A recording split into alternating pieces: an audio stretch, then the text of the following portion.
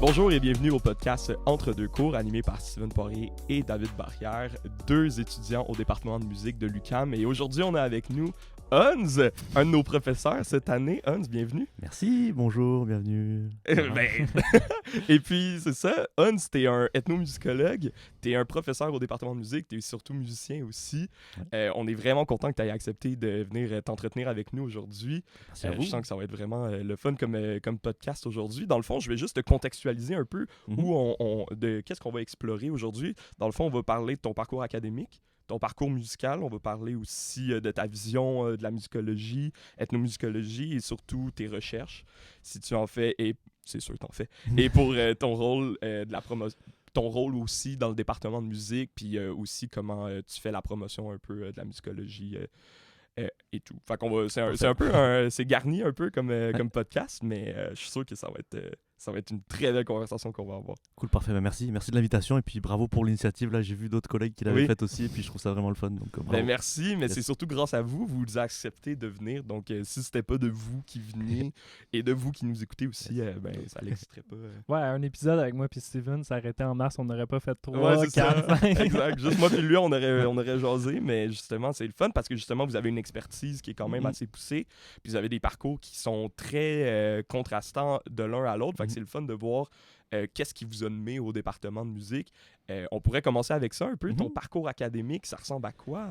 En fait, moi j'ai commencé à faire de la musique assez jeune, vers 6 ans et demi, 7 ans là, quand on a déménagé. Donc ça, je suis né en France, là, à Paris. Mon père, il est tunisien et ma mère, elle est danoise. Donc ils ont émigré quand ils étaient jeunes à Paris. C'est là qu'ils se sont rencontrés. Et puis moi, je suis né comme mon frère et ma sœur.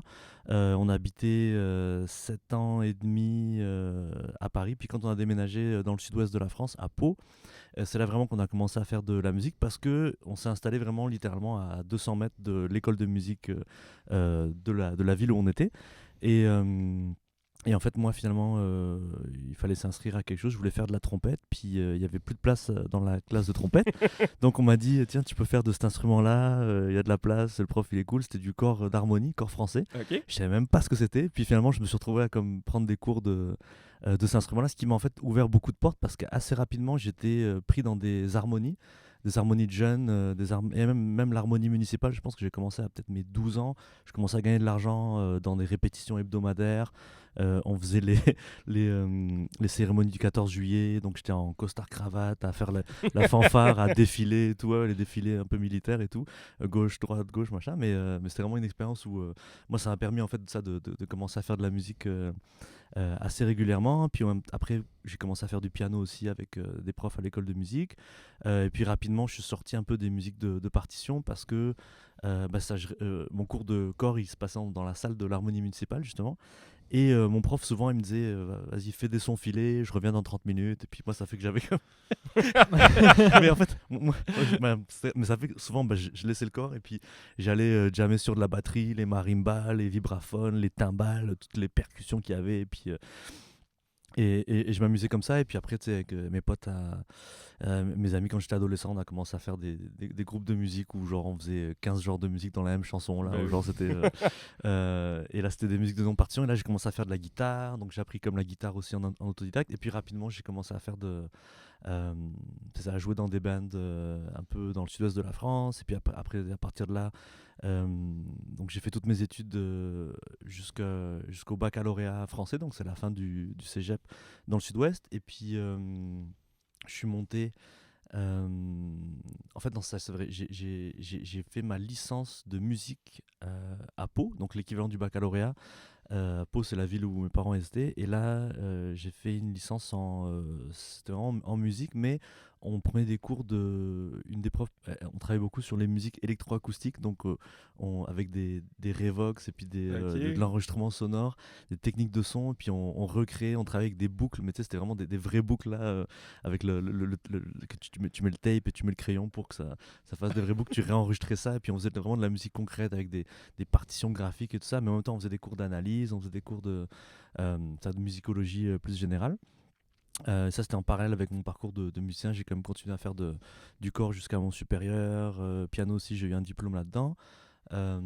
Et en fait à la fin de ma licence, dans la fin de mon bac à Pau, J'ai une amie qui était là, et puis à l'époque, il n'y avait pas trop d'internet encore, là, on était début des années 2000. Je vois un pamphlet pour l'université de Paris 8 où il y avait des cours d'une maîtrise en scénographie, théâtre lyrique, et dans le truc, et il y avait en ethnomusicologie. Je suis comme, oh, c'est quoi ça, ethnomusicologie? Je commence à m'intéresser à ça. J'applique pour faire ça, et puis vous êtes sélectionné, tac. Puis là, je monte à Paris, et donc là, j'étais assez jeune parce que ça, j'ai pris un peu d'avance dans mes études. Donc, début vingtaine, j'arrive à Paris pour faire ma maîtrise en ethnomusicologie.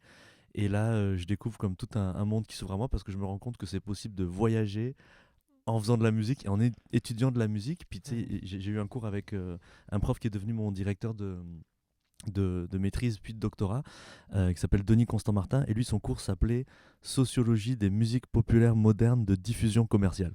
Et là, bon, c'est long comme nom, mais donc ça a été vraiment mind-blowing pour moi parce que je me suis rendu compte que tu pouvais étudier du Bob Marley, du Nirvana, whatever, au même niveau que tu étudies du Mozart ou du Beethoven.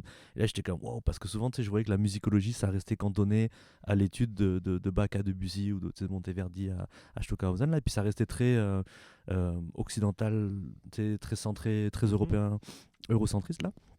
Et d'avoir eu ce cours-là, je me suis dit, oh, c'est-à-dire qu'on peut étudier des musiques populaires qui sont en train de se faire, et c'est vraiment ça qui m'a intéressé. Et c'est comme ça que j'ai décidé de partir à l'île de la Réunion, donc pour étudier les musiques créoles, parce que comme je me considère comme un métis là, et puis vous avez suivi mon cours là en musique du monde, mon fameux adage là que je répète, en fait qui était sur le t-shirt de ce prof là justement, où, le premier jour du cours où il y avait écrit pas de culture sans métissage, et c'est pour ça que je continue de le répéter là. Et puis et donc je suis arrivé à l'île de la Réunion pour faire une maîtrise sur le mélange entre le maloya, qui est la musique traditionnelle de là-bas, héritée du temps des esclaves, donc une musique afrodescendante, mais avec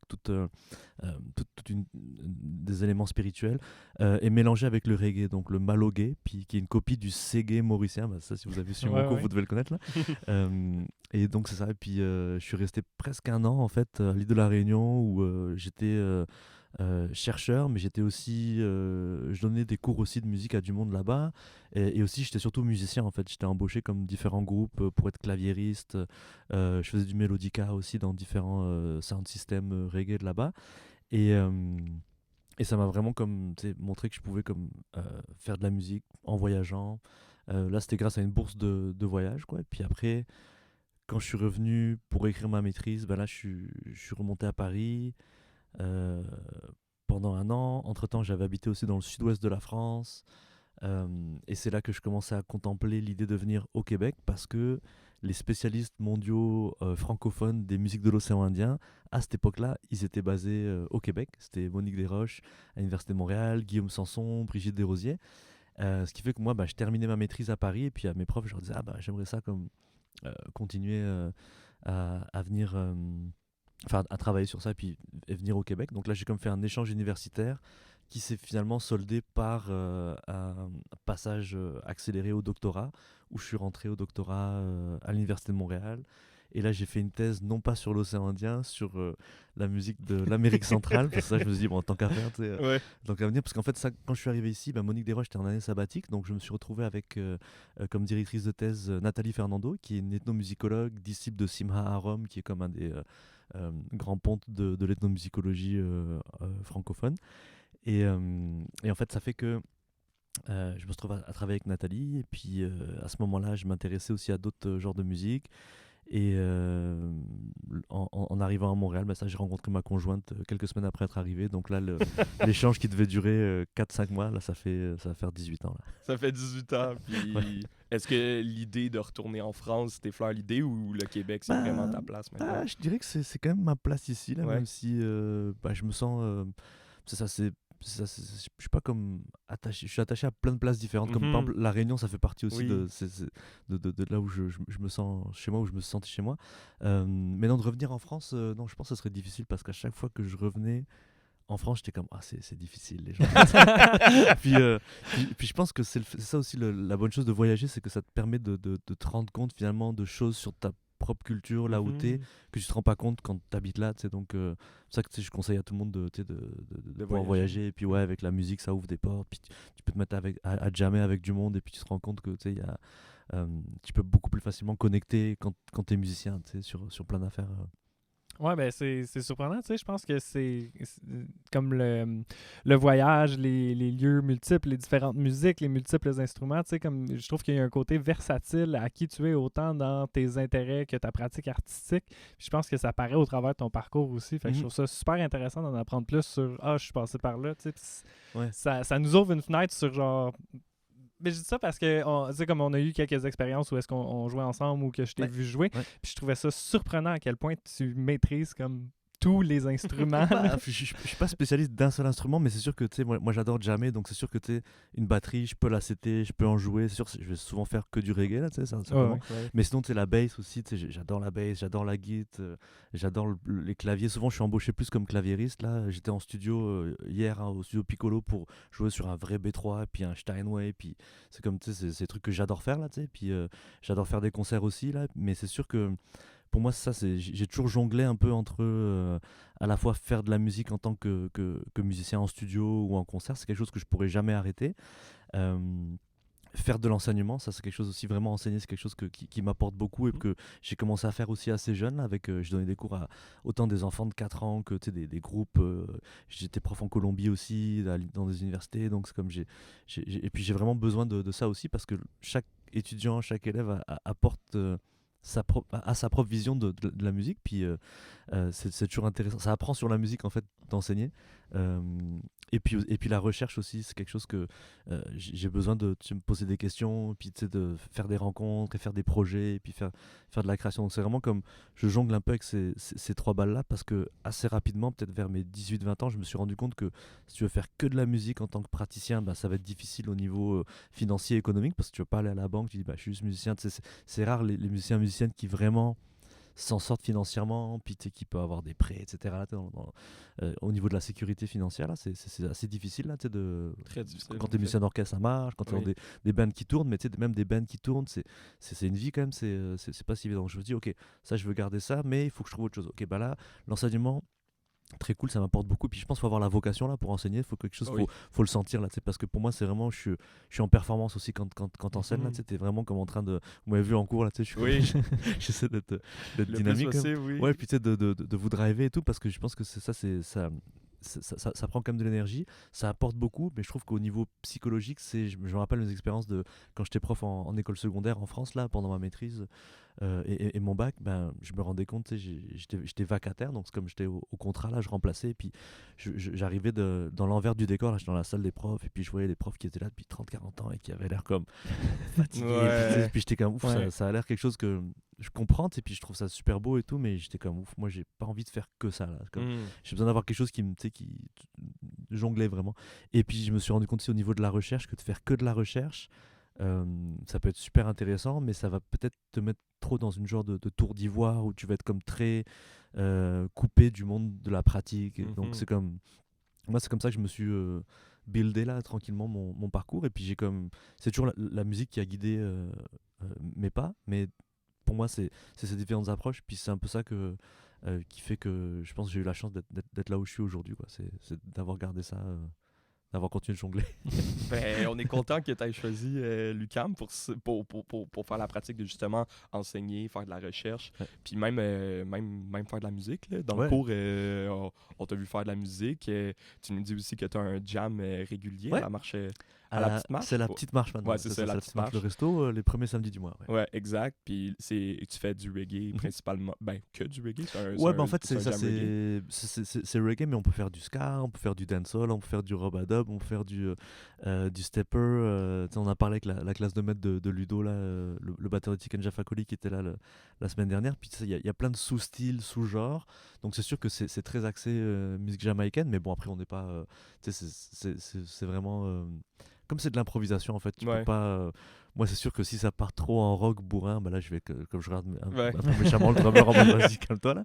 Mais après, c'est un peu difficile à comme prévoir ce qui se passe. Et puis c'est toujours différent. C'est toujours parfait dans le concept là. Puis c'est sûr qu'à des moments c'est plus cacophonique que d'autres là, mais il faut voir en général ça, on commence vers 10h et ça dure jusqu'à 3h du matin non-stop là. C'est comme il y a pas d'arrêt parce que il y a toujours du monde qui monte sur scène.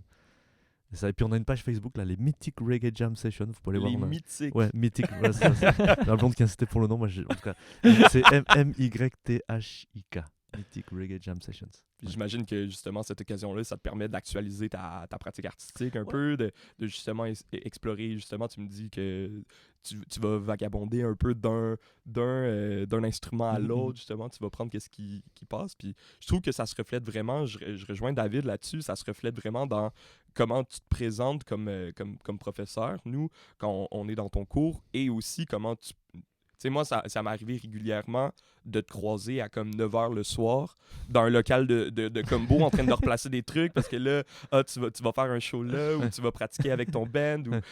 Moi, je trouve ça beau de voir ça, que justement, nos professeurs sont pas juste, ils enseignent, prennent leur sac puis ils partent. Mhm. C'est vraiment qu'ils prennent une place dans le département puis que justement, cette couleur-là vient justement faire en sorte que les étudiants et étudiantes peuvent l'apprendre puis Ouais. en prendre un peu puis Ouais, ouais. justement...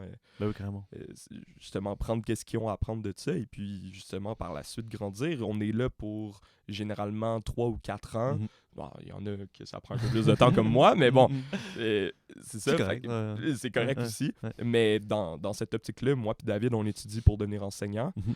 Puis de voir des personnes qui enseignent avec une passion comme ça, c'est super motivant pour nous parce qu'on voit différents styles d'enseignement, puis on peut se rejoindre sur certaines pratiques. Puis Ouais. ça nous donne aussi la possibilité de le voir que, ben, ça veut pas dire que j'enseigne que j'arrête ma pratique artistique, ça veut pas dire que j'arrête de faire de la musique. Mhm. Ça veut juste dire que je me spécialise dans la pédagogie, mais c'est quand même de la musique, là. Au Bah oui, final, c'est ça. j'arrête pas de faire de la musique. Ouais, après, l'idée, c'est ça, de s'épanouir là-dedans, là, et puis Mhm. de le faire. Tu sais, des fois, il y en a qui ont besoin de faire plus d'une affaire que de l'autre, mais c'est vraiment comme, tu sais, être à l'écoute de ce que tu aimes faire et puis des gens que tu rencontres. Mais c'est sûr que l'enseignement, c'est ça, c'est vraiment une vocation, là. C'est qu'une fois que tu l'as, là, c'est comme. Faut que tu fasses ça, là, tu sais, c'est comme. Donc, faut suivre son instinct pour ça, c'est sûr, ouais. Et puis les Ben, jams aussi, ça, on parlait de jams, mais je Ouais. sais qu'on organisait des jams justement avec toi, Ouais. David. Oui. Là, c'était avant la pandémie ou même pendant en tout cas, Je pense que c'était pendant la pandémie parce qu'il me semble que j'ai des photos qu'on a encore les Ah ouais, masques ouais, au ouais. visage. Mais ça, là, c'était une ben, super initiative aussi, là, de faire C'était des. 2021-2022. Ouais, ouais. Non, c'était avant ça.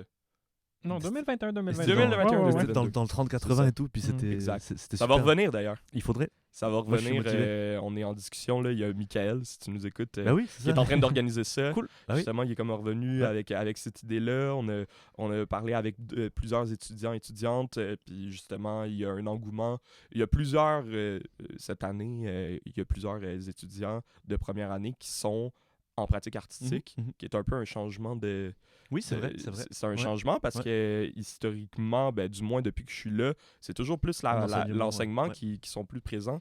Là, c'est 44 pour 17 en enseignement, Ouais, ouais. 44 en pratique artistique. Ouais. Et des gens qui, justement, moi puis David, on a étudié à Saint-Laurent, puis Mhm. tout ce qui est jam, il y avait des jams qui étaient réguliers Mhm. à Saint-Laurent, puis c'est principalement des gens de Saint-Laurent qui sont, Ben ouais. en tout cas de ce que j'ai pu échanger, les gens avec qui j'ai pu parler, c'est des gens qui viennent de Saint-Lô puis qui me disent on aimerait ça. Mhm. Puis Michael, il avait beaucoup aimé l'idée. C'est juste que c'est de l'organisation, Ouais. justement, c'est de La l'implication. logistique, ouais. Exactement. Puis on a comme 1001 projets cette Mhm. année. Puis Non, Michael, vous êtes c'est ça. efficace là, c'est ça. Non, c'est bien déjà, vous en Mais, faites beaucoup là. Et puis c'est ouais. bien là, c'est vraiment, ça fait du bien d'avoir une asso étudiante comme tu sais qui drive là, parce que tu sais il y a plein de choses à faire et puis il faut juste le faire là, mais ça Exact. prend du temps, de l'énergie. C'est Ouais, ça, exactement. Mais ça devrait revenir, puis on a pensé à une autre formule aussi, là, fait que de quoi Ok. d'intéressant, Cool. puis qu'on peut rester plus tard que 10 heures le soir Oh, aussi, nice. idéalement. Ouais, là. Nice. Quelque chose qui va...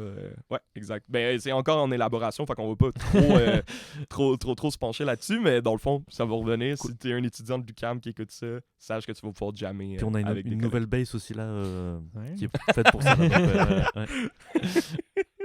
ouais. On va revenir un peu Oui, oui. à tout ce qui est ethnomusicologie. Est-ce que tu peux nous décrire un peu pourquoi cette différence avec la musicologie? Mhm. Pourquoi un titre différent? Ouais. Puis c'est quoi un peu son rôle à Mhm. un ethnomusicologue Ouais. versus un musicologue ou un ludomusicologue? Alors, bonne question. Bah, déjà, en fait, c'est vraiment une des principales raisons, c'est qu'au niveau historique, en fait, ça, quand on parle de musicologie, qui étymologiquement, ça veut dire donc l'étude de la musique, même aujourd'hui dans les institutions, quand un musicologue, généralement, il va être associé à la musique classique savante occidentale, en gros de Bach à Debussy. Et à la fin du 19e siècle, en fait, tu as avec les premiers enregistrements qui ont été faits, là, avec les enregistrements sur cire, etc. Là, tu as des musicologues, donc à Berlin, qui commencent à recevoir des enregistrements qui viennent de cultures non occidentales, non européennes, et qui se disent comment on va étudier ces musiques-là. Et là, ils commencent à développer des méthodologies pour essayer d'analyser la musique des gamelans d'Indonésie, etc. Puis ils vont appeler ça de la musicologie comparée. Et en fait, finalement, ils se rendent compte que pour étudier ces musiques-là, ça prend plus que juste de l'analyse du son. Ça prend vraiment comme d'aller sur place et puis de comprendre au niveau culturel comment ça marche, puis de passer du temps sur place. Donc en fait, l'apparition du terme ethno-musicologie, ça commence comme ça, il y a un tiré. Il y a un tiré? Au tout départ, c'est Ok. Jaap Koons, c'est un ethnomusicologue, un musicologue hollandais qui invente le mot. Et vraiment, il met un tiré parce que l'idée c'était que. Alors, souvent les gens vont penser que c'est parce qu'on va parler des musiques ethniques, mais en fait, ethno, ça vient donc du préfixe de l'ethnologie, donc l'étude comme tout ce qui est le côté social. Et moi, la définition que je donne, c'est vraiment l'ethnomusicologie, c'est l'étude du lien entre le social et le musical. Donc, comment, quand tu as une musique qui existe, en fait, le voir comme un phénomène social total finalement, qui implique une compréhension, oui, au niveau musicologique de c'est quoi l'accord, c'est quoi le rythme. Donc là, c'est quelque chose que les musicologues, ça, ils peuvent faire. Mais en même temps, ça prend des outils et une méthodologie qui est basée sur des recherches qui ont été faites en anthropologie, en ethnologie, donc comprendre le contexte social, comprendre le contexte historique, géographique, etc. Et c'est vraiment faire des liens entre le social et le musical. Donc un ethnomusicologue, en général, il va sur un terrain. Bon, maintenant, ça peut être n'importe où. Moi, mon terrain, par exemple, c'est le studio d'enregistrement. C'est ce qui se passe en studio. J'étudie les interactions entre le réalisateur, l'arrangeur, les musiciens, les musiciennes, comment les discussions ils se font, comment la création du son elle se fait en studio. C'est un peu ce que j'ai fait dans ma thèse en Amérique centrale. Je suis allé en Amérique centrale, puis j'ai participé à un enregistrement, mais j'étais à la fois moi aussi musicien invité. Donc c'est comme, mais grâce à ça, j'ai eu comme accès à avoir toutes les pistes séparées de toutes les tracks, ce qui fait que j'ai pu utiliser comme le studio comme un laboratoire expérimental en fait, qui est un laboratoire expérimental pour les musiciens et les musiciennes, mais aussi pour le chercheur, parce que lui après il peut avoir accès à décortiquer tout ça. Et après en ethnomusicologie, il y a plein de tendances.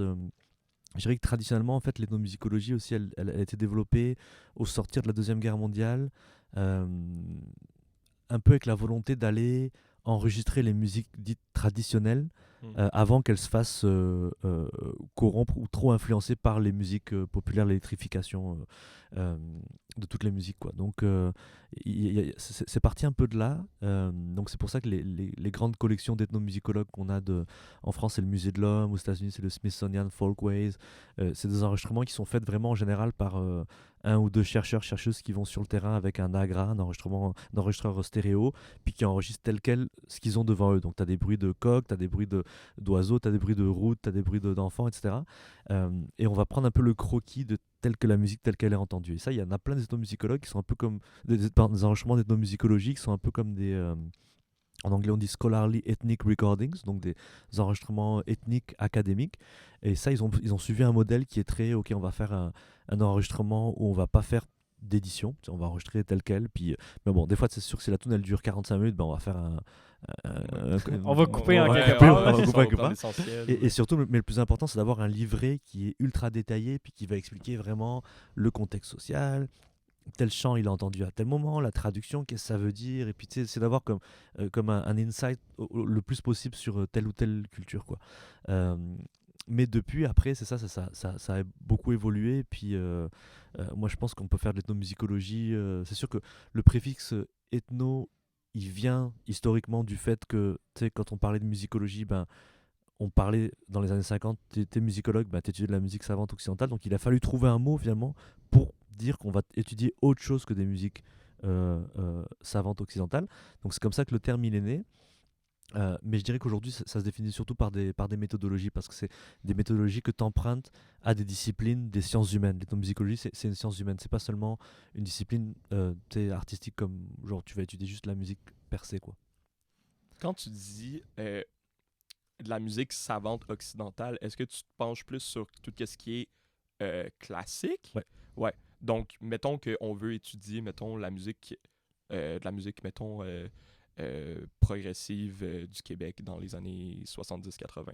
Est-ce qu'on peut parler d'ethnomusicologie ou on parle de musicologie? Ben, c'est là que, justement, C'est là que- historiquement, ben, là, tu sais, on va dire c'est plus des musicologues qui sont intéressés à ça. Et puis, Mhm. mais aussi, il y a le courant des folkloristes, en fait. Puis ça, c'est quelque chose qui s'est Ok. beaucoup développé, notamment au Canada francophone, avec Marius Barbeau, ici au Québec, mais aussi dans les provinces maritimes, où c'est en fait, c'est surtout des musiciens praticiens qui, eux, se sont rendus compte de l'importance d'aller enregistrer justement les reels et puis tu sais, toute la musique Ouais. folklorique de l'époque. Mhm. Et ils ont fait, tu sais, il y a des collections de musique comme ça qui ont été enregistrées, où il y a toute une théorisation à partir de ça, mais qui, je te dirais qu'à ce moment-là, par rapport à la musicologie bien pensante de l'époque dans différents endroits, que ce soit en Europe ou aux États-Unis, bah, c'était pas forcément aussi bien vu parce que c'était de la musique qui était considérée comme pas forcément digne d'intérêt, parce que c'était de la musique qui était comme inférieure. Et c'est un peu ça qu'on voit encore enfin, jusqu'à il y a pas si longtemps, mais il y a encore beaucoup de préjugés qui, justement, tu sais, ça va être de la musique traditionnelle, donc c'est pas digne d'intérêt parce que c'est pas des gens importants, Ouais. ou tu sais, donc c'est comme, c'est un C'est peu pas lié à ça. distribué massivement, c'est pas connu, C'est ça. ça fait Moins pas de d'argent. valeur artistique. Ouais, c'est Ouais, ça. exact. Ouais. Mais après, c'est parce que tu sais, on a tous plein de préjugés, mais il faut comprendre que même l'anthropologie, c'est une science qui est née dans un contexte ultra colonialiste, tu Mhm. vois. Donc oui, ça partait même d'une bonne idée de comment on va essayer d'étudier l'homme. Tu sais, l'anthropo, c'est l'homme, là, l'être humain.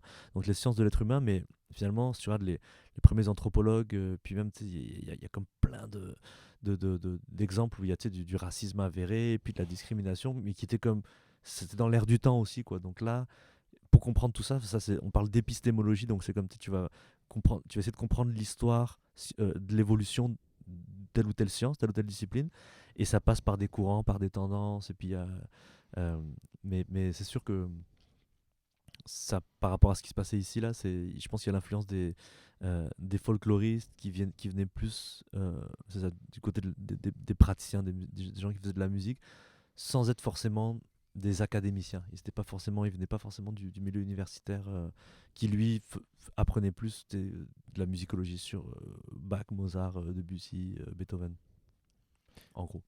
Mais c'est ça, tu sais, je trouve que surtout quand on regarde aujourd'hui, je trouve que la ligne entre musicologie et ethnomusicologie est de plus en plus floue. Ouais.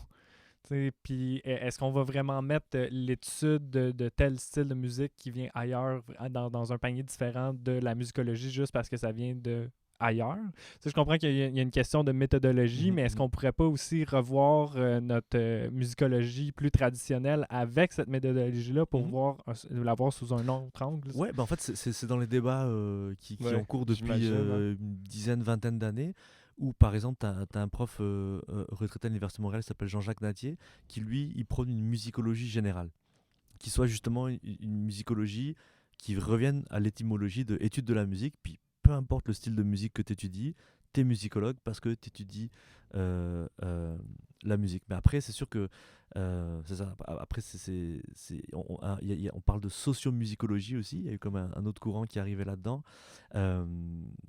Pour moi, ça de rajouter des étiquettes, c'est pas forcément bon, mais après c'est parce que c'est quand même un peu comme le terme musique du monde là qu'on discute souvent. Ouais. On est un peu pogné avec ça, quoi, tu vois. C'est comme, tu sais, il y a toute une histoire à comprendre. Moi je pense que ultimement c'est sûr que ce serait bien qu'il y ait plus de frontières, plus de barrières, tu sais, plus de discrimination pour dire, bah, tu sais, parce que pour moi historiquement le fait que ce soit lié à cette musique là qui a été considérée comme qui est la absolute musique là, la musique comme qui méritait, qui était digne d'intérêt, ça fait qu'on a été un peu comme influencé par ça, même les institutions. Tu sais, puis c'est pareil, tu sais, même le jazz, et maintenant on apprend le jazz dans les universités, alors que quand le jazz est arrivé, tu sais, c'était comme.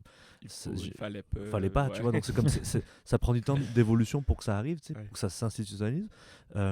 Mais ouais, après c'est ça, la division, je pense qu'elle peut être facilement arbitraire, ouais. Surtout en fonction du terrain que tu as, du sujet que tu as, parce que tu as des sujets que, tu sais, c'est comme maintenant les musiques dites traditionnelles, pour moi, tu as des musiques populaires de partout, la technologie elle est partout, des gens ils créent de la musique dans tous les endroits du monde maintenant, tu sais, et puis qu'il y a des influences de partout, il y a plein de métissage, donc tu sais, c'est quoi la meilleure façon d'étudier ces musiques-là? Moi je pense quand même que c'est important de lier le contexte social, culturel Oui. à l'étude juste de la musique, tu sais, parce qu'après c'est ça, tu sais, au niveau des courants qu'il y a eu aussi, on peut dire que même en ethnomusicologie, tu avais un peu ceux qui arrivaient plus d'un background de musicien musicologue, qui étaient très forts en analyse de la musique, mais qui étaient moins dans l'analyse du contexte social, sociologique, anthropologique. Et tu avais plus des écoles qui, eux, étaient plus comme influencées par l'école nord-américaine, ou l'école de Chicago, où là, c'est plus comme vraiment des fondateurs de l'anthropologie moderne, là, Franz Boas et tout ça. Puis eux, ils arrivaient plus de, ok, on va essayer de comprendre la musique comme un phénomène social, sans forcément aller trop en profondeur dans l'analyse de la musique en tant que les accords, le rythme et tout ça, tu vois. Mais moi, je pense que dès que tu es musicien, dès que tu commences à pouvoir analyser la musique, c'est un peu ce que tu peux apporter de plus dans l'étude justement de phénomènes sociomusicaux. Donc moi, je pense que c'est une question d'habileté aussi, en fonction de comment toi, tu es à l'aise. Tu peux situé là-dedans, mais après, ça reste des courants, ça reste des étiquettes. Ultimement, ça reste de la recherche en musique, quoi. C'est ça. Est-ce que tu penses que c'est quelque chose qui va changer avec, mettons, la nouvelle génération de musicologues qui va arriver? Est-ce que tu penses que c'est quelque chose qui est plus ancré dans... qui est venu, certes, t'en parles justement que justement c'est un désir que toi t'as, mais est-ce que tu penses que, mettons, la génération qui vient, mettons, qui s'en vient faire ce métier-là, c'est quelque chose qui nous... En tout cas, moi, je trouve que ça... Comment tu en parles, je trouve que ça me rejoint plus, puis je trouve que ça rejoint un peu plus, mettons, la scène émergente musicale en ce moment. Peut-être que ça va plus toucher... je lance ça en l'air. Là, ouais. Bah non, moi j'espère, parce que je trouve que de toute façon, faire des divisions, c'est comme... Ça veut dire, si toi t'es ethnomusicologue, bah, tu peux pas parler aux musicologues alors que ça reste dans la même discipline. Mais c'est comme, pour moi, c'est... Comme je disais au début, le terme, il a été créé par défaut parce qu'il fallait trouver un terme pour... C'est un peu comme Musique du Monde, il fallait trouver un terme pour vendre une musique qui rentrait pas dans les catégories. Là, ils ont trouvé ce terme-là, ethnomusicologie, avec un tiré au début, pour dire, ok, ça c'est quelque chose, où on prend une autre méthodologie pour essayer de comprendre, parce que jusque-là, en général, tu étudies la musique vraiment comme juste pour elle-même. C'est comme tu étudies les accords, et puis c'est quelque chose que ça s'est beaucoup développé. Pour moi, ça arrivait un peu par défaut. Donc, ultimement, moi, je serais un peu comme Nati à dire que, on devrait juste revenir à faire de la musicologie. Et puis voilà, tu étudies la musique. Puis si tu fais de la recherche en musique, peu importe si tu amènes un aspect plus pratique. Puis il y a toute la recherche-création aussi qui est super intéressante. Ou genre, en fait, tu vas étudier, par exemple, un répertoire. Mais finalement, tu vas t'en inspirer pour composer toi aussi quelque chose dans l'esthétique. Et puis, au lieu de faire un mémoire qui va juste être papier, tu vas aussi faire une création, tu vas faire un concert, tu vas faire un disque que tu vas expliquer à travers ça. Là, pour moi, il y a plein d'avenues super intéressantes en termes de recherche, parce que moi, c'est sûr, comme je suis un praticien aussi, je pense que c'est vraiment important moi personnellement, ça qu'il y a un côté pratique, qu'il y a un côté appliqué de la recherche, quoi. Pas juste que ce soit théorique, quoi. Ouais, ça revient un peu à ce que tu disais, de sortir de la tour d'ivoire, de l'image qu'on se fait d'un professeur d'université qui lit ses livres poussiéreux dans son bureau, d'aller sur le terrain. Après, c'est bien que ce soit fait, tu vois, puis c'est quelque chose, pour moi, c'est un luxe de faire de la recherche, de prendre autant de temps pour se concentrer sur un truc, alors que par rapport à la situation sociale là, de ce qui se passe dans le monde, même ici, je veux dire, de pouvoir prendre le temps de faire ça, c'est vraiment comme une chance. Donc c'est comme après, moi je pense que justement le fait qu'on ait cette chance là, c'est quoi l'impact après que tu peux avoir en tant que chercheur, puis en ethnomusicologie justement au Brésil, eux, ils ont comme développé tout un courant qui s'appelle l'ethnomusicologie appliquée, où en fait ils ont leur but c'était de faire en sorte que la recherche elle puisse avoir un impact sur des sociétés, sur des communautés en fait. Là c'était à Rio, donc ils ont créé le groupe Musicultura qui existe encore. C'est de Samuel Araújo, c'est un professeur de musicologie au Brésil, à Rio, qui lui s'est rendu compte que c'est dans les années 80, il était comme pourquoi à chaque fois c'est des gringos qui viennent, puis qui viennent des États-Unis, ils viennent chez nous, puis ils étudient notre musique, peu importe partout au Brésil. Au Brésil c'est énorme, 300 millions d'habitants, des milliers de cultures différentes, c'est l'Amazonie, toutes les métissages qu'il y a eu, donc c'est très très riche là. Puis là, ils se sont rendus compte pourquoi à chaque fois c'est des gens qui viennent de l'extérieur, puis ils font leurs recherches, puis après ils repartent chez eux. Puis c'est quoi l'intérêt pour nous? On a donné plein d'informations, et là donc Samuel et son équipe ils se sont dit ok, on va aller dans les favelas de Rio, puis on va faire des cercles de paroles, c'est ça le concept en fait, et on va commencer à discuter un peu c'est quoi des problématiques sociales que les gens y vivent, l'accès à l'eau, la mauvaise nourriture, la malbouffe, l'éducation, machin. Ok, donc on a identifié ça. Et maintenant, comment on peut créer de la musique qui va nous permettre de mettre en valeur déjà notre trait culturel, c'est de faire une musique qui nous ressemble, mais en même temps qui aborde des thématiques sociales qui permettent de sensibiliser les gens sur une problématique qui est actuelle, quoi, tu vois. Et puis ça fait que là, ils sont retrouvés avec des gens qui venaient des favelas, qui étaient ni universitaires, qui n'avaient pas eu la chance d'aller à l'école, même au secondaire et tout, parce que c'est payant, etc. Et puis c'est super dangereux dans certains quartiers. Et là, tu as des gens qui étaient vraiment comme des musiciens des favelas et des musiciennes qui sont retrouvés du jour au lendemain comme chercheurs d'un laboratoire d'ethnomusicologie à Rio, donc qui peuvent faire des conférences, qui écrivent des articles et tout.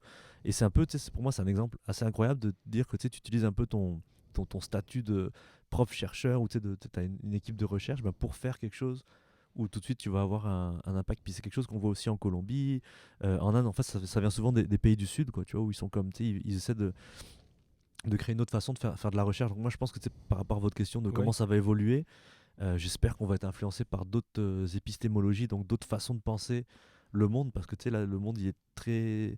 La mondialisation, elle s'est faite de manière très basée sur la pensée occidentale, de comment le capitalisme, c'est basé sur l'éthique protestante, en tout cas, il y a comme plein d'enjeux par rapport à ça, mais le monde il est vaste, quoi. Et puis si tu traces, comme je dis aussi dans mon cours de musique du monde, tu fais un cercle autour de la Chine et de l'Inde, puis tu as plus de monde à l'intérieur du cercle que dans le reste de toute la planète, quoi. Donc ça veut dire toute notre pensée, elle est basée sur quelque chose qui est déjà minoritaire à la base en termes démographiques, donc prenons le temps de voir comment tout ça évolue, et puis inspirons-nous d'autres façons de penser. Je pense que c'est vraiment important pour envisager l'avenir. On sait pas ce qui va être fait là, mais c'est intéressant de voir un peu comment les gens de ces pays-là, ils se positionnent et comment ils remettent en question dans toute la décolonisation. Ça se fait aussi ici au Canada, au Québec, une manière de repenser un peu les choses pour dire, ok, comprendre d'où on vient, puis qu'est-ce qui s'est passé. Et puis c'est pareil, là, on parle de toutes ces sciences-là, mais il faut comprendre, comme je vous disais, que ces sciences-là, elles sont nées à un moment qui était comme très particulier, où le racisme était beaucoup plus il est encore là, mais c'est quelque chose où lutte de classe, etc. Il y a comme plein d'enjeux, donc on verra de quoi le futur est fait. Mais moi, je pense que ça prend d'être dynamisé par les jeunes générations qui arrivent avec des idées. C'est comme tu as des nouveaux genres de musique qui émergent à tous les jours, puis c'est quelque chose qui émerge dans tel endroit dans le monde, tu sais pas pourquoi, mais c'est quelqu'un qui arrive avec une idée, ça crée un foyer, et à partir de là, boum, ça explose, et puis ça devient worldwide, on sait pas pourquoi, tu vois. Donc, et c'est là que la recherche elle est intéressante, parce qu'elle permet de comprendre mieux c'est quoi qui fait que nos sociétés, comment elles évoluent, qu'est-ce que ça peut nous apprendre sur même le futur, vers où on s'en va, tu sais. Ouais, c'est ça, l'aspect de contexte social est vraiment mis en valeur, tu sais, comme je trouvais ça super intéressant, le projet au Brésil, parce que, tu sais, quand tu parlais justement d'approche sociale en contexte de musicologie, tu sais, je réfléchissais, mais justement, j'avais un peu mon angle de vision plus par rapport aux musiques savantes occidentales, puis j'étais comme, ok, oui, de quelle façon qu'on pourrait avoir ça, tu sais, comme une approche sociale, puis tout. Puis je trouve ça vraiment une super belle initiative, tu sais, de pouvoir mettre en valeur ces gens-là, les choses qu'ils vivent pour de vrai aussi, puis de ramener l'élite intellectuelle sur le plancher des vaches un petit peu, puis d'avoir aussi un projet avec un impact mesurable. J'ai l'impression que souvent, il y a des recherches à l'université que tu dis, oui, c'est super intéressant, mais qu'est-ce qui va advenir de ça? Fait que de pouvoir avoir un projet avec un impact mesurable comme ça, je pense que ça serait vraiment une bonne direction pour toute la musicologie d'aller vers ça aussi, de mettre sur pied des projets qui approfondissent notre compréhension, mais qui ont aussi des résultats pour les communautés qui sont concernées. Puis là, je pourrais vous parler d'un projet qu'on fait. Oui, tout à fait. Mais je voulais juste dire aussi que je trouve ça impressionnant à quel point, justement, le métissage est constant dans ta manière d'en parler. Puis c'est super, je trouve ça super, justement, dans un monde où, justement, on va être de plus en plus appelé à, justement, coexister. Puis justement, à Montréal, justement, c'est multiculturel. Je suis né ici. Moi, je viens de Montréal-Nord. J'ai vécu dans différentes cultures. Puis de grandir là-dedans, puis de arriver à un stade où t'es comme, ah, OK, là, de comprendre que justement, il y a une différence entre les cultures. Tu sais, quand tu grandis là-dedans, puis tu te le fais pas nécessairement dire qu'il y a une différence, ben tu fais juste vivre là-dedans, puis tu pognes un peu de ça, tu pognes un peu de toutes les cultures, puis tu te crées ta propre identité. Puis je trouve que c'est un discours qui revient souvent dans justement ta manière d'aborder les différents concepts ou d'aborder justement que ce soit des conflits ou que ce soit justement des projets de recherche ou d'aborder ton enseignement. Je trouve ça juste super pertinent de le voir comme ça. Puis c'est tout ce que je voulais dire. Ouais, puis j'ai eu la chance de beaucoup voyager, tu sais, parce que comme j'ai eu des parents qui, tu sais, je suis dans un pays où j'avais pas d'origine, quoi, donc tu sais, à chaque fois que je voyageais, quand j'étais petit au Danemark, tu sais, j'étais un peu trop foncé pour être danois, et puis et au Danemark, j'étais un peu trop blond pour être en Tunisie, tu sais, puis ça fait que, tu sais, j'étais comme toujours en train de voyager, puis tu sais, mais d'être aussi, faire partir de là aussi, ça m'a comme montré un peu que, genre, tu peux être un peu... partout chez toi à partir du moment où tu comprends ce qui se passe et puis tu participes de la chose, mais ça par rapport à on parlait de recherche intéressante, et là ça va faire 4 ans qu'on travaille avec une équipe en Colombie, c'est 8 co-chercheurs de l'université de Medellín, l'université de Antioquia à Medellín en Colombie, de l'Institut des Beaux-Arts de Cartagena, et de Sonidos Enraizados, qui est comme, en tout cas c'est une équipe qui, eux, ils ont eu une subvention il y a un peu plus de 4 ans pour travailler sur leur question de recherche, c'est quoi les différents poros de Colombie. Le poro, c'est un terme qui veut dire à la fois un rythme, un genre musical, un style musical, mais en fait ils se sont rendus compte que c'est un peu le bazar, on sait pas ce que ça veut dire, tu vois. Donc c'est un peu comme, tu sais, on va dire la cumbia, c'est un genre, mais il y a plein de différents styles de cumbia, surtout que maintenant ça évolue la cumbia dans différents pays, mais le poro, c'est vraiment quelque chose qui est très colombien, mais même pour les musiciens, les musicologues sur place, ils sont comme, c'est pas clair. Donc la question de recherche, c'est quoi les différents types de poros. Puis ils ont identifié 4. Donc c'est le poros d'orchestre qui ressemble à un big band, poros des bandas qui ressemblent à une fanfare, poros de gaita qui se joue avec des instruments comme afro-colombien et une flûte autochtone, poros parandero qui joue la guitare acoustique, mais c'est toujours des poros, mais ils ont un peu le même rythme, mais ils sont différents. Et ils se sont dit, plutôt que de juste faire un bouquin ou un article qui va expliquer c'est quoi les différents types de poros, ils ont vraiment fait un projet de recherche-création avec l'idée de, la première étape, c'est on se base sur des vinyles, on va scanner les vinyles et on va les retranscrire, mais en faisant un lead sheet, un peu comme le Latin Real Book ou machin. Bah oui. Et donc là, on a participé, nous, ici au Québec, avec des étudiants là il y avait Morgane Conessa, il y avait Gabriel Taillon, il y avait Annie de Gauche du DESS en musique de film. En tout cas, on a embauché comme genre 6-7 étudiants qui ont fait les transcriptions de ces pièces-là. Et donc ça se retrouve dans un bouquin qui fait 500 pages, mais donc il y a chaque type de poros, il est introduit par un article qui explique qu'est-ce que c'est le poro, d'où ça vient, des transcriptions de comment, c'est quoi le beat de base. Mais il y a surtout beaucoup de transcriptions. Chaque pièce, c'est comme, il y a le scan du vinyle, un petit texte qui explique, et puis la partition en mode lead sheet, donc avec c'est quoi les accords et tout ça. Ça, c'est un produit de la recherche. Donc c'est comme quelque chose que là, c'est un bouquin qui est en ligne, que les étudiants ils peuvent, tu checkes ton YouTube, tu peux rejouer ça avec la pièce qui est retranscrite.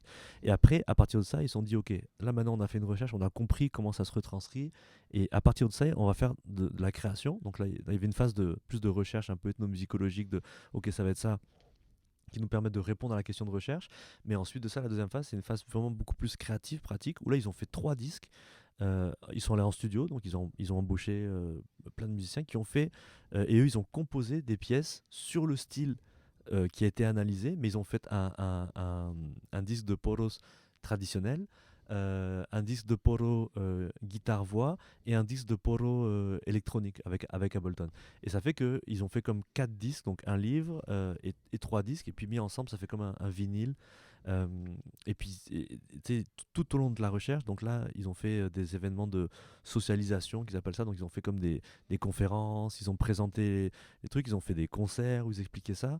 Et ça, c'est vraiment un exemple de comment, à partir d'une question de recherche, tu peux arriver à avoir un produit à la fois scientifique, mais aussi des produits artistiques, quoi. Et ça, pour moi, c'est quelque chose de vraiment inspirant, parce que ça te permet de créer quelque chose qu'après tu peux donner, tu peux montrer, voilà ce qu'on a fait, quoi. Et nous, depuis le Québec, en fait, on s'est rajouté à ce projet-là, et on a une subvention du FRQSC où on a travaillé avec plusieurs profs de l'UQAM donc ça, on est parti en Colombie avec 2 étudiants de l'école des médias l'année dernière, on était invité au Festival national du poro. Donc là, j'ai pu voyager. C'était mon rêve là, de voyager avec des étudiants. Ben oui. Et on a fait un documentaire en fait sur le festival. Donc là, il y a un documentaire qui est en train d'être fini, qui va durer 40 minutes. Où je suis à la fois je suis dans les personnages parce que tous les chercheurs font partie des personnages, mais je suis aussi producteur, donc c'est le prof docteur, la professeur producteur avec les étudiants de l'EDM. Jérémy Mazan et Émile Dontini, donc le directeur de la photographie et le monteur. Moi, je faisais aussi de la prise de son là-bas. Et en plus de ça, on a enregistré en bas ici, dans la salle anéchoïque, on a samplé une gaïta. Donc, on a créé un instrument virtuel à partir donc, de l'instrument traditionnel. On a fait 2 sessions à l'époque avec Mathieu Lavoie, qui était prof ici. Et en plus de ça, en Colombie, on a enregistré en 360, on a fait des expériences de réalité virtuelle. Donc là le projet est fini en Colombie et nous, on arrive à la fin du projet. Et là, on va inviter 5 d'éco-chercheurs à venir ici à l'UQAM pour présenter le projet, mais en même temps faire un show avec, normalement, si tout va bien, merci Pedro, le Big Band de l'UQAM qui va jouer, qui va jouer des poros du projet. Cool. Donc on invite les 5 Colombiens pour qu'ils jamment et ils pratiquent avec le Big Band pour faire des tunes du projet qui ont été retranscrites. Et en même temps, on va faire la première partie, ce serait donc un ensemble de musique afro-colombien, donc des tambours un peu comme de la cumbia, la tambora, donc tambora de peau, alegre qui est un genre de tambour un lead, le llamador, maracas, mais au lieu d'avoir la gaïta qui est soufflée, ce serait un instrument MIDI en fait qu'on a créé. Ce serait ça. Et en même temps, on va faire essayer les expériences de réalité virtuelle.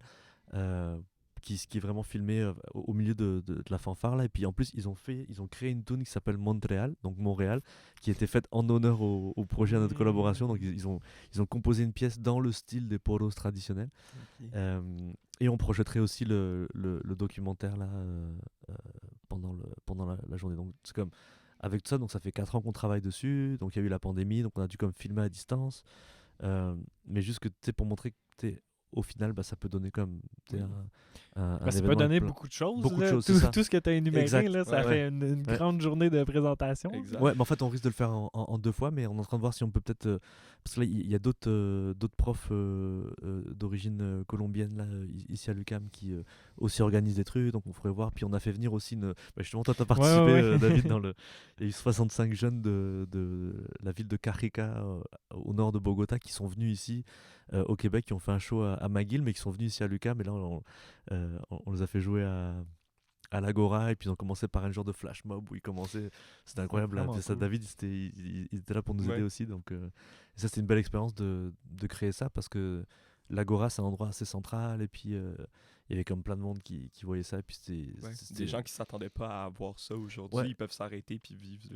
Mais c'est très central, puis c'est beau aussi l'Agora de l'UQAM. Je trouve que c'est une belle place. Là, acoustiquement, peut-être que c'est peut-être pas le meilleur endroit, mais visuellement, tu sais. C'est grand, les plafonds sont hauts avec les vitraux, les plafonds en vitre et tout. C'est beau. Donc c'est une belle expérience là, et puis c'est ça, moi j'aspire à faire de plus en plus de collaborations à l'international aussi. Là on a un projet de partir en Tunisie, avec le combo d'arrangements. C'est pas juste ça va se concrétiser. Oui, en fait c'est un projet de mobilité, donc là c'est ça, on a tous les inscrits, puis on attend les prochaines étapes, mais on devrait partir du 23 février au 3 mars, donc pendant la semaine de lecture. Et on va faire une résidence d'arrangement à l'ISMT, donc l'Institut supérieur de musique de Tunis, avec 14 étudiants là, de l'UQAM. C'est un des plus grands regrets d'être en enseignement. De pas pouvoir faire d'avoir fait tous ces cours de combo. C'est ça, on a fait tous nos cours de combo, mais c'est pas... En tout cas, bref. C'est un projet pilote, et puis on essaie de voir un peu comment ça peut se... Moi, j'ai regardé ça, j'étais comme... Wow. En plus, le 3 mars, c'est mon anniversaire. Mon anniversaire en Tunisie, faire de la musique, ça aurait été génial. Mais bon. Mais là, j'ai une question pour toi. C'est un peu en lien, mais c'est aussi par intérêt personnel. Combien de langues tu parles? Parce que je sais que tu parles très bien espagnol. Tu parles très bien français aussi. J'imagine que tu parles très bien en anglais, mais là, ça va prendre quelqu'un qui va parler arabe en Tunisie, c'est ça? Arabe, c'est ça. Moi, je comprends vite fait l'arabe, enfin le tunisien là, vraiment la base, mais pas assez pour pouvoir vraiment échanger sur place là, mais je parle J'ai appris quand j'étais petit, là, donc je parle, c'est un peu comme le langage des enfants, là. Ouais, Ça fait marrer le monde, là. Mais, des mots-clés pour ouais, c'est faire ça. comprendre un peu. Ouais, c'est ça. Mais non, sur place, en fait, oui, c'est ça. On va être accompagné, mais ce qui est bien, c'est que la plupart des Tunisiens sont bilingues. Là. Puis on a un étudiant ici, là, Habib, qui est là avec nous, qui lui aussi va nous aider, comme, tu sais, on va faire la préparation et tout ça. Mais ouais, Inch'Allah, ça devrait aller. Donc oui, je parle un tout petit peu l'arabe, un tout petit peu le danois aussi. Mais sinon, bah, ça, français, anglais, espagnol, ça c'est sûr, c'est vraiment mes 3 langues. Puis après, je comprends le portugais aussi parce que j'ai habité quelques temps au Brésil aussi. Donc c'est plus du portugnol là, donc mélange entre portugais et espagnol, et aussi le créole réunionnais. Je comprends aussi un peu parce que j'ai habité là-bas là, donc je peux me débrouiller rapidement. Mais c'est ça. Après, ça manque de pratique là, mais ouais, au moins 3. Mais bon, après pas beaucoup plus. C'est un peu comme les instruments là. Tu sais, mais je suis pas virtuose dans aucun. Tu sais. Ok, ben connaissant pour t'avoir entendu jouer sur plusieurs instruments, j'imagine que tu sous-estimes à quel point tu es capable de. Ouais. Mais justement, pour revenir un peu à la recherche que tu faisais justement en Colombie, tu parlais tout à l'heure que justement les communautés là-bas, justement, ils voyaient d'un mauvais œil les personnes qui venaient d'autres pays pour venir étudier leur culture et tout. Mais là, je trouve que c'est super concret. Là. Vous créez justement du genre un archive de justement leur propre culture qu'ils vont pouvoir réutiliser. Là, c'est écrit en forme litchi, c'est pas nécessairement de l'écriture traditionnelle, mais j'imagine que c'est des choses qui sont très capables de lire, là, j'imagine, rendu Ah oui. Bah, en fait, ça, ouais. ils ont des universités où ils apprennent un peu Exact, comme nous c'est ici, ça. des Comme nous, conservatoires, c'est ça, exactement. mais où ils apprennent à la fois le côté musique occidentale, mais aussi, comme il y a des musiques qui demandent d'autres normes de transcription, bah, ils apprennent aussi. Mais après, c'est pareil, la transcription de la musique, c'est toujours le même problème. Ça va jamais, il y aura jamais tous les éléments sonores dans une partition. Quoi que tu fasses, ça prend beaucoup plus, et vous le savez bien, pour pratiquer, ben, ça prend il y a plein d'adaptations au niveau de la pratique, de la performance, là, donc. C'est plus pour donner des indications. Mais oui, c'est vraiment un projet qui est super inspirant. Et puis au niveau de la méthodologie, c'est comme on part d'une question de recherche, mais au lieu de juste comme arriver à une conclusion qui va dire voilà, c'est ça la réponse, bah, on arrive avec un produit, plusieurs produits en fait, qui permettent après de dire ok, voilà ce qu'on a fait, et puis qu'il y ait une utilité aussi, que ça puisse servir justement à du monde à pratiquer. Et puis et après, c'est tout le processus aussi qui est intéressant, c'est le fait que c'est de faire un enregistrement avec du monde, faire des transcriptions avec des étudiants, c'est tout ça qui est le projet, c'est ça aussi, quoi. C'est pas seulement le résultat final, c'est tout le processus qui est intéressant à passer au travers.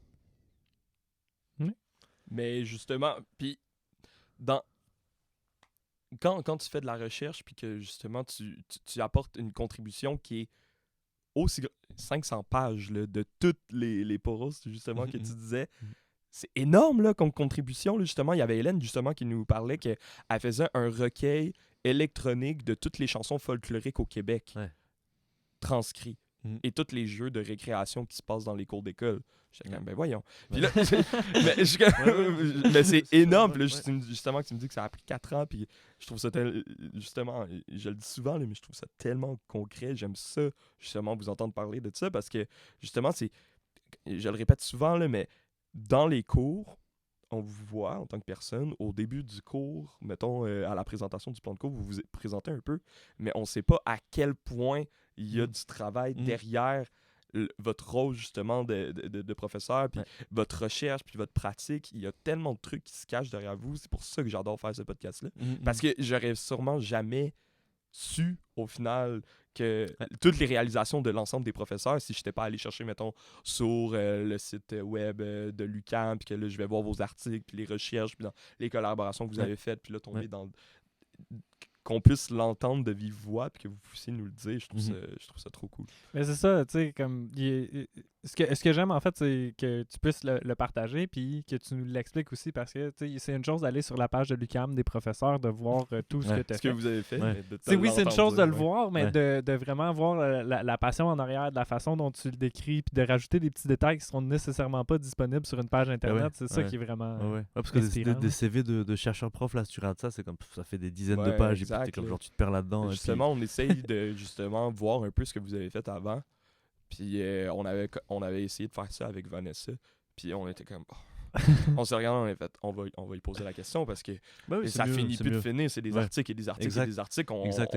On n'aurait pas le temps de tout lire ça pour Ouais, puis se préparer. c'est une action plus prolifique dans telle ou telle affaire. Puis je pense que Exact. chacun a comme sa particularité aussi. C'est il y en a qui sont plus à l'aise pour ça, qui sont plus dans la pratique, plus dans la théorie, mais après, chacun s'est buildé tranquillement avec le temps. Mais après, on est tous profs ici, là. Et puis, c'est sûr que Exact. le fait d'être prof, c'est ça. C'est prof à l'UQAM, ça, tu as une charge d'enseignement, mais tu as aussi des activités de recherche-création. Puis, ça peut être que de la recherche, ça peut être que de la création, ça peut être la recherche création.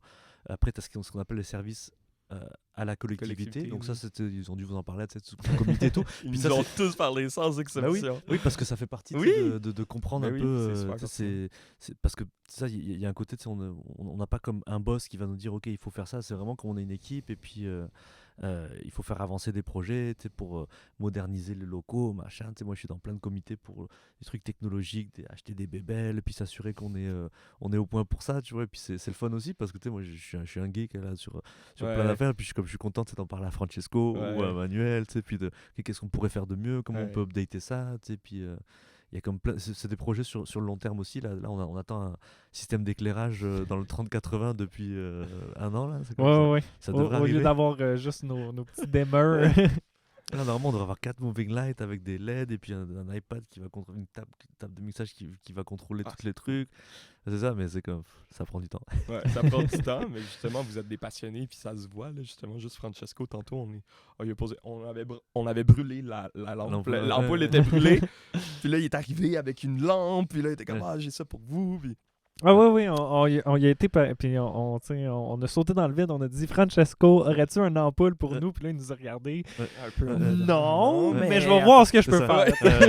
Et Ouais, finalement, c'est- il arrive avec une lampe, puis Ouais. tout fait. Ok, c'est bon. Ouais. Mais, Ouais, c'est pas mal de trouver la solution. Oui. Et puis c'est ça qui est le fun ici, c'est que t'as une ambiance un peu de. C'est comme voilà, il y a pas de. Tu sens pas quelque chose de Non. trop hiérarchique ou de truc qu'il faut pas dire ou quoi. C'est vraiment comme il y a la collégialité. On est vraiment une belle équipe. Et puis, Vraiment. ouais. Vraiment. ouais, c'est vraiment le fun. Moi, ça va faire 4 ans là que je suis là. Et puis honnêtement, c'est vraiment Ça. le dream job là parce que Ouais. c'était difficile un peu de trouver, justement avec tout mon parcours et tout. Parce que moi, j'avais pas comme objectif de devenir. Je savais pas, j'ai toujours fait confiance à avancer grâce à la musique, mais après pour trouver, j'avais appliqué à plein de postes et tout, mes autres collègues aussi sans doute, ils avaient cherché, puis c'est difficile de trouver quelque chose où tu sens que tu vas pouvoir t'épanouir là-dedans, et puis honnêtement, c'est vraiment le fun là. Désolé, j'ai ri Vas-y, pendant vas-y. que tu parlais, mais c'est juste mon ventre qui gargouille depuis tantôt. Vous l'entendrez pas là, Non, au je pense pas, micro, non, là. non, non. Mais depuis tantôt, j'ai faim. J'ai faim, c'est le temps d'aller manger après. Mais, c'est ça, avant de conclure, j'aimerais qu'on revienne un peu au département, justement, t'en Ouais. parlais. Mhm. Puis justement, t'en parlais, justement, je trouve que vous êtes unis, mais tellement complémentaires en même temps. Je trouve ça super beau à voir. Mais, en te définissant comme ethnomusicologue, c'est quoi ton rôle dans le département de musique? C'est quoi? Est-ce que tu ressens une certaine pas une pression, mais une certaine responsabilité de prôner justement tout ce qui est musique du monde? Là. Je dis musique du monde, mais... Ouais, ben, tu sais, dans l'ouverture, mais c'est sûr que, tu sais, moi, mon poste, quand j'étais embauché, c'est ça. Donc, c'est sûr que tu sais, j'ai un parcours d'ethnomusicologue. C'est vraiment ça que j'ai fait comme, tu sais, comme étude. Mais pour moi, tu sais, je me considère pas comme un chercheur pur et dur là-dedans. Là, tu sais, pour moi, je suis vraiment comme comme je dis, dans la pratique. Puis l'intitulé du poste que j'ai obtenu, c'est professeur en pratique artistique avec champ de spécialisation en technologie musicale et musique populaire. Ok. Fait que pas du tout relié à... Mais en fait, si, parce que moi j'ai fait toutes mes recherches en ethnomusicologie sur les technologies musicales Dans les et studios. dans les studios, donc dans la musique populaire non occidentale. Ok. Donc en fait, ça rejoignait, si tu veux, si vous voulez, ce qu'ils avaient besoin comme type de poste, peut-être parce qu'on veut pousser la technologie, et puis on se rend compte que il y a des outils technologiques maintenant pour composer qui sont... t'es obligé de passer par là, tu vois ce qui est possible d'être fait avec Ableton, de plus en plus il y a vraiment plein de trucs qui s'ouvrent là, donc, et moi c'est quelque chose qui m'a toujours passionné, mais c'est un peu comme si en arrivant aussi avec mon profil d'ethnomusicologue, le fit il était bon parce que il y avait déjà comme il y avait Dany qui était là, qui était en musicologie, mais lui plus dans la musicologie classique savante occidentale. Vanessa elle est arrivée après, mais on avait déjà comme pas mal de profs en enseignement. puis tu sais, je pense que c'est important dans un département d'avoir justement comme des forces complémentaires. Mais moi, je pense que c'est justement le fait d'être un peu versatile qui a fait que ça a été un fit. Donc tu sais, je me dis, c'est toujours un peu difficile de mettre une étiquette parce que je me sens pas comme genre 100% ethnomusicologue ou Non, c'est ça. 100%. Sans nécessairement se mettre une étiquette, ton rôle dans le département de musique, tu le vois comment, concrètement? Moi, je pense que c'est pas mal lié justement au développement euh, c'est ça, de tous les aspects technologiques, tu sais, mais comment lier la technologie à la fois à la pratique, mais à la recherche, la création. Tu sais, on travaille sur un projet de maîtrise aussi, je suis impliqué là-dedans. Tu sais, moi, j'aspire à que le département se développe pour occuper un peu une niche qui pour l'instant n'est pas occupé encore au Québec, là, qui est comme faire le lien vraiment entre le milieu du monde, la pratique artistique, donc des musiques populaires, là, pas seulement la pop, là, mais pour moi c'est tout ce qui est euh, non jazz, non classique, en tant qu'étiquette, mais pour moi tout ce qui est, je geek beaucoup avec du monde, c'est ça qui font des musiques qui rentrent pas forcément dans ces catégories-là, mais pour moi ça reste des musiques populaires parce qu'elles sont jouées, puis appréciées, puis tu sais, on a vraiment comme le monde entier presque à Montréal, là, tu sais, on a accessible, des maestros de partout, et puis je trouve que moi j'aimerais ça comme faire plus de liens, à ramener, tu sais, du monde qui vient de différentes, tu sais, comme la dernière masterclass qu'on a faite là, c'était vraiment le fun d'avoir un batteur qui lui vient de Côte d'Ivoire, et puis qui fait le tour du monde avec Tiken Jah Fakoly, puis qui explique comment il a développé son approche, tu vois, puis j'aimerais ça en faire plus. Chaque année, j'invite du monde. Là, on avait invité un griot du Sénégal, mais qui est basé ici depuis une vingtaine d'années, Sadio Sissoko. Ça aussi, c'est super le fun. Puis moi, je pense qu'il y a plein de trucs à développer comme ça. Et pour moi aussi, ça passe par la technologie. C'est un peu comment faire en sorte que il y ait de plus en plus c'est ça, de créativité, développer la créativité. Et aussi, moi, ce que j'aime bien faire aussi, c'est pousser le côté international. Donc là j'ai un projet avec la Colombie, on va en Tunisie, puis tu sais, j'espère pouvoir continuer de faire des liens comme ça, et ultimement inviter des Colombiens, inviter des Tunisiens, puis créer comme cette genre de dynamique-là. Et après, on verra. Comme, moi, je vois que c'est pas des projets qui manquent, et puis je suis souvent assez enthousiaste là donc j'ai un peu de mal à dire non là, dès qu'on me propose un truc intéressant, et donc c'est ça, c'est à voir un peu, mais j'ai pas trop de soucis par rapport à de la bonne job à faire là. Donc voir comment je pense que ça dépend aussi vraiment de l'évolution du département de musique, mais tu sais, je trouve que la tournure qu'on est en train de prendre, comment on se positionne par rapport à la composition, par rapport aux nouvelles technologies. Moi, je suis vraiment content de m'insérer là-dedans. Après, à voir comment ça va évoluer, ça dépend aussi. On est dans une faculté, la faculté des arts aussi. Après, c'est les axes de développement et tout ça. On sait jamais, mais c'est sûr que moi, je pense qu'il y a plein de trucs déjà à faire en termes d'ouverture, ouverture aux technologies, ouverture aux cultures différentes, ouverture aux façons de faire. Et ça passe par justement comme toujours, les voyages et la technologie, c'est un peu les deux trucs et la musique là-dedans, quoi. Comment la musique, elle lie tout ça, Ben, c'est ça qui va mettre fin au podcast. Cool. Juste avant de finir, par exemple. Oui. On fait quelque chose. On essaye de quoi à chaque fois. C'est, je vais te lire des questions en rafale. Oh, ça va être des questions en rafale. Puis tu vas avoir deux choix, dans le fond. Ça va être ça ou ça. Okay. Tu vas devoir nous répondre le plus instinctivement possible à ces questions. Allez. Il y en a qui sont plus légères, il y en a qui sont un peu plus crunchy, justement, reliés un peu à ta pratique. Puis par la suite, on va te laisser un moment si tu veux te justifier, s'il y a vraiment quelque chose qui te scandalise, que tu as dû faire le choix de deux choses. Danick, il a senti le besoin de te justifier. Hélène aussi. Les invités sentent souvent le besoin de se justifier à la fin. Suite. Genre de dire, cette question-là était tellement déchirante, il faut que j'amène un astérix pour... Fait, il va y avoir un moment pour ça, mais pendant les questions, l'exercice, c'est vraiment de... C'est en rafale, exactement. Fait qu'on est prêt? Top chrono. On pense ça tout de suite. Pratique musicale en solo ou en groupe? En groupe. Jazz ou rock? Reggae. Reggae? Ok, ouais, reggae, c'est parfait. Podcast ou livre?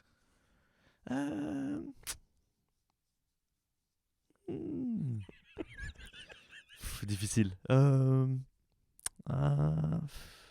Ah, c'est difficile. Bah, peut-être podcast, on va dire, pour vous On faire va dire plaisir. les podcasts. Ouais, ouais. Pour nous. Podcast Performance. de l'AM, Ouais. c'est ça. Performance sur scène ou en studio? Studio. Studio. Analyse musicale ou histoire de la musique? Hmm. Ah, on facile, choisit des questions difficiles. Ouais, bon, on quand va même, dire hein. histoire, là, mais... Histoire. ouais. ok. Analyse de l'histoire. Fusion ou tradition? Peut-être plus fusion. Montagne ou plage? Hmm. Ah, peut-être plage, quand même. Plage. Vinyle ou streaming? Vinyle. Vinyle. Musique classique ou pop? Plus pop. Bière ou vin? Plus bière. Mais du bon vin. C'est difficile. Moi, je suis assez difficile sur le vin. Cours en ligne ou en présentiel? Présentiel. Réseaux sociaux ou journaux? Réseaux sociaux. Cuisine Maison ou restaurant? Maison. Maison. Enseignement ou la recherche? Ça, c'est là où ils doivent se justifier, j'imagine. Comme je disais, c'est la balle de jonglage, donc c'est difficile. Bon, enseignement. Enseignement. Théorie musicale ou formation auditive? Peut-être formation auditive, je pense. Ouais. Ah, c'est difficile. Hein. Sucré ou salé? Moi, je suis plus salé. Enseigner la musique traditionnelle ou populaire? Les deux, mais bon, on va dire populaire, parce que pour moi, le populaire, en tout cas, Ça rejoint. ouais. Improvisation ou Oui. partition? Improvisation. UQAM ou McGill? UQAM, bien sûr. Café ou thé? Je suis plus café, Lever tôt ou veiller tard? plus veiller tard. Chat ou chien? Je suis allergique aux deux, mais chat. Chat. Danser ou chanter? Hey, j'aimerais savoir faire les deux, mais je vais dire, je suis peut-être chanter. Ouais, Chanter, ouais. c'est mieux. Ouais. C'est tout! Et voilà! Yes, cool. Tu voulais te justifier sur ça. Je sais plus, c'est là où j'ai vraiment hésité. Ah, Attends. t'as hésité longtemps entre podcast et livre pour une Ouais. raison obscure. Bah, À mon avis, c'est ça, c'est parce que. Ouais, je pense que c'est à peu près le même niveau là. C'est comme tu sais, C'est j'en ai vrai, écouté. le- Mais ça donne aussi. deux expériences Ouais. complètement différentes. Tu sais, Ouais, comme quand exact. je veux aller chez Ouais. nous relaxer, puis je veux vraiment prendre mon moment à moi, je vais Ouais. pas nécessairement mettre un podcast puis regarder dans le vide aussi. Ouais. tu sais. c'est ça. Tandis qu'un livre, tu sais, je peux vraiment être assis. Puis je Ouais. comprends Ouais, l'hésitation. ouais. Mais je pense que j'aimerais avoir le temps d'en faire peut-être plus de ces deux trucs là, mais Mhm. je peux pas. Ah, c'est ça. C'est ça qui mettrait fin au podcast. Merci. Je veux te laisser un petit moment justement pour soit plugger des recherches que tu fais en ce moment ou où on peut en apprendre plus sur toi si justement il y a certains sujets qui nous ont intéressés ou qu'on peut te rejoindre. C'est ton moment. Bah en fait, ouais, bah c'est ça là. Il y a comme je vous disais, l'événement avec l'équipe colombienne qui devrait venir. Donc là, ça devrait être vers la mi-mars. OK? Donc on va faire de la pub pour ça. Donc ça va être un événement de 1 ou 2 jours encore, on ne sait pas. Mais bon, il faut qu'on obtienne les visas. Là, il nous manque encore 2 Ouais. visas, donc c'est un peu compliqué. Mais il y en a au moins 3 qui ont obtenu ça. Donc ça devrait être au département de musique et à l'Agora, normalement si tout va bien. Et dans la salle de projection, la nouvelle salle de projection Oui. du pôle cinéma là. Ça va être annoncé. Et puis sinon, bah, il y a le voyage en Tunisie aussi qui va se passer. On va essayer de faire de la pub pendant que ça se passe aussi, là, Ouais. voir un peu comment vous pourrez nous suivre à distance. Exact. Et sinon, tous les premiers samedis du mois, Mythic Reggae Jam Session à la Petite Marche. À part ça, sinon, j'ai quelques shows là, mais faut checker mon Facebook ou mon Instagram là, c'est Ons Barnat, les deux là. Donc voilà, au Parfait. plaisir de vous voir dans la réalité. Merci beaucoup. Mais merci d'avoir à vous, accepté vraiment. l'invitation, c'était super cool. Puis Yes. nous, on se retrouve pour le prochain invité qui va être Thierry Ouais. Champ, Yes. qui est notre prochain invité. C'est ça. Là, je sais pas trop quand ça va sortir. Ça va sûrement sortir dans 2 semaines environ, au Parfait. moment qu'on enregistre ça. Donc, Cool. début décembre, fin novembre environ. Magnifique. Excellent, merci à vous, vraiment. Ça fait Belle plaisir. initiative encore une fois, et puis Au revoir. à bientôt. Bye.